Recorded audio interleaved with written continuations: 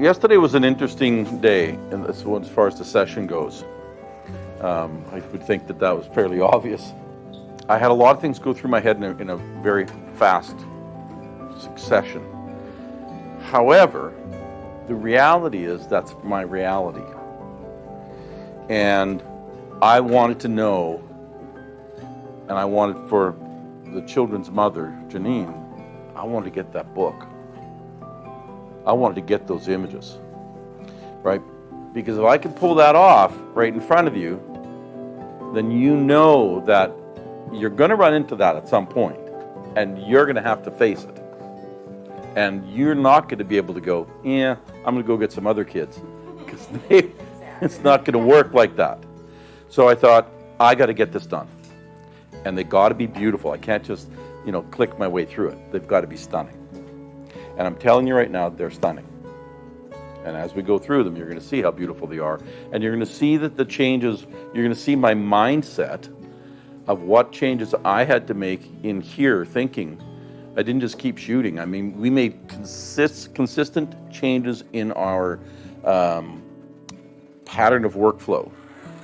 So, now what did you miss? You missed how little Larry tells a story outside. You missed how I work the audio with a normal child. So we are going, in our next workshop, we're actually using a 3 and 4-year-old, and we're going to be filming that as well. And I'm going to give you guys that. And I haven't done that for any other workshop. But that way you're going to get both. You're going to get the challenging session and one that's not as challenging. And, I would say that probably 80% of my sessions they're pretty easy. They're pretty smooth. And there's that 20% that are really difficult. In a way, I believe that having the experience that we did yesterday is going to be very helpful for you. So some of the things that we went through yesterday is when a child's not cooperating, at the beginning, his number one thing, I just want to get out of the room. And, it was challenging. Because if I can't even get him to stay in here and play, so, I tried the trains, I tried, all these different things. What I was trying to see is one thing that he liked. What was the one thing that he liked? The first thing that I saw is that he did not want to get on a chair. He wanted to be on the floor, and I had chairs set up in there. So although I like to do the milk and cookies on chairs, first thing it is remove the chairs for both the girl and the child. Like, get them out of there. So that if something good can start to happen, it can start to happen on the floor. Anything that he seemed to, he stopped getting to the point where he was wanting to leave, and that was a big deal. That was a game changer for me because he was starting to play in here. So to watch him, what is he going to play with? Right? Whatever he chose to play with, we wanted to key on that. The one big one was the phone. That was huge. Now, we're working with a Santa we've never worked with. That Santa was just as frustrated because he couldn't get into any kind of rhythm. Now, and on the other side of that, I think it was his responsibility to listen to my instructions better. He had trouble with hearing. Yeah. He does. He must have. Yeah, he must have trouble hearing. But there was a number of times that I went in and I actually sat and I explained to him exactly what I wanted. Like, I want, if you go up, that arm's got to come back, and to not crank that wrist and straight. I don't want to straight arm things. And I'd come back and he would do the same thing again. And that was a little frustrating on my part, but also that's reality. Those are the things that you're going to practice with your Santa first to get those. And we're going to look at those things. The other thing that he struggled with is he always wanted to hold the magic right over whatever it was to be, thinking that the magic falls straight down, and so it's got to be over top of the kids or over top of there, over top of here, and I don't want him to do that. If you get a child that's in position and they're, looking down the globe, he doesn't have to hold the magic right in front of his nose. They don't always have to look up. If you got a problem child, just get the magic in the air. That's it.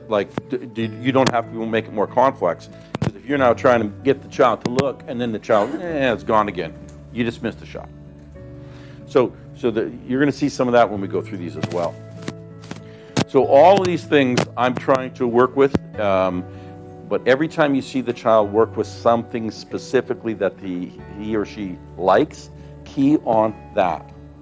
Because if he's in there with the list and he's got the phone in his hand, is that a problem?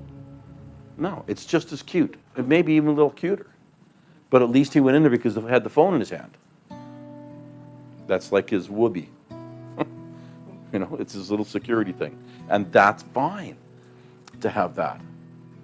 So try to get a good, clear vision as to what are the things that the child is liking, and then key on that. The water thing became, the brushes. That became a wonderful. Then kids love to paint.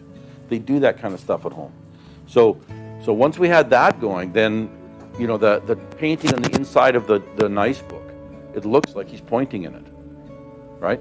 So that worked great. When we did the magic paint, that worked wonderful.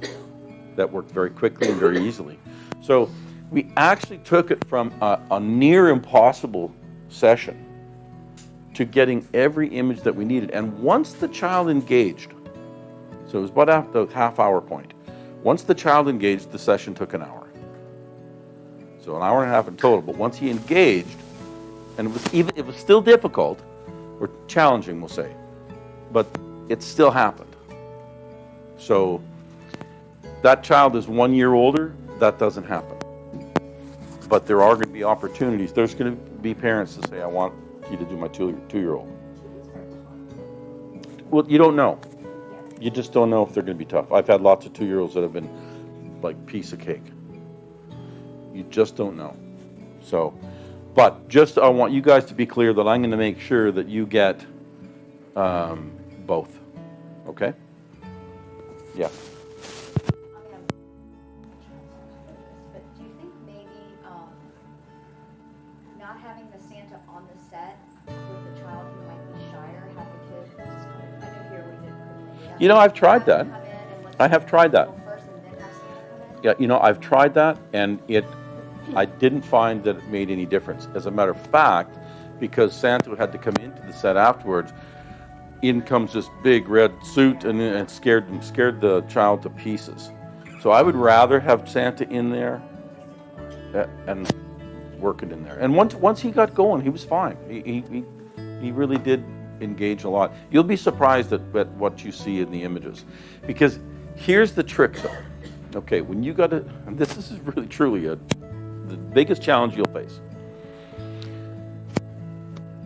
If you're going to sell art, you better make art. Now, art has composition to it, right? It has composition to it. You don't have a painter paint something that the composition is way off. So I'm sure that you'll see when we go through the pictures, you're going to see that I was constantly working to move the child here, set the child here, get them here, making sure the composition was correct. Because if it's going to happen in that short little time, I might go, but they're in the right position. So to get the good composition with a challenging child, when you could pull it off, the parent's going to go, I didn't see that. Now you will, because you're a photographer. But a mother is I have people going, I'm so sorry this all happened. I'm so sorry that we didn't get anything. And I'm like, I think we got something. And then they come back and they go, I don't remember this. They remember the difficulty. They don't remember that instant second that was really a split second. They don't remember that because they're watching the child and they're disappointed in their child and they're this and that. So just make sure you keep putting in people in the composition. If you fail to do that, what you're doing is just taking snapshots to get the session done, right? And get them out of, get that child out of there. And that's giving a disservice to your client. It's also giving a disservice to your artwork. And whatever you then produce for that client, people are going to look at on their walls of their home if they buy it. Right? So still push through. So yesterday was a challenging thing for me in my mind because I was like, do I push through this? Do I finish this? And I think that what we did yesterday, as challenging as it might have looked, you guys are going to remember that session and the changes that were made, and especially as we go through the images.